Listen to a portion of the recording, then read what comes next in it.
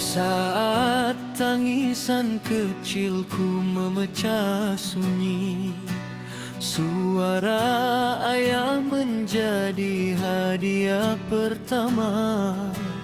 Azan yang syahdu menusuk ke jiwa, menjadi doa mengiringi langkah hidupku.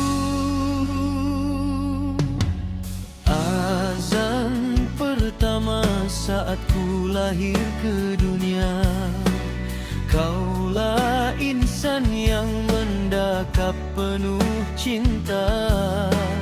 Dengan tangan yang menggigil penuh syukur, kau bisik kalimat suci di telingaku.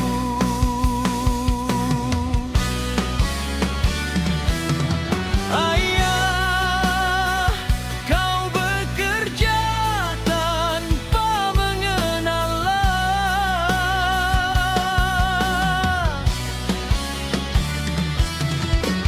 Panas dan hujan kau reda demi keluarga. Pelukmu menjadi rezeki buat kami, sedang kau sembunyikan segala derita.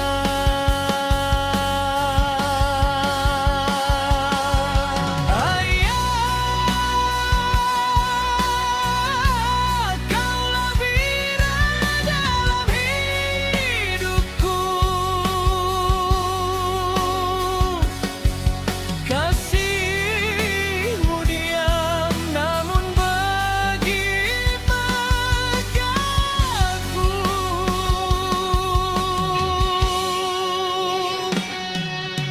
Kini baru ku sadar pengorbananmu terlalu besar untuk ku balas selalu. Jika suatu hari kau tiada lagi, tinggallah azan itu dalam sanubari.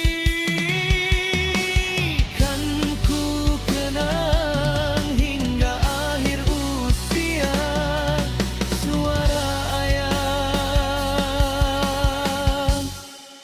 penawar setiap luka.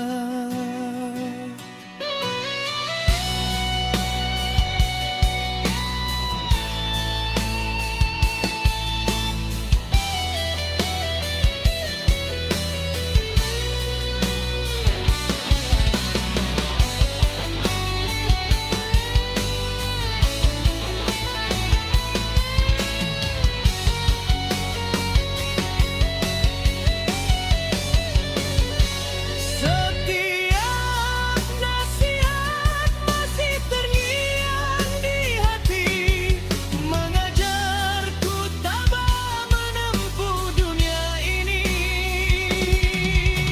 Walau usiamu semakin dimama waktu, kasihmu tak pernah pudar buat anakmu.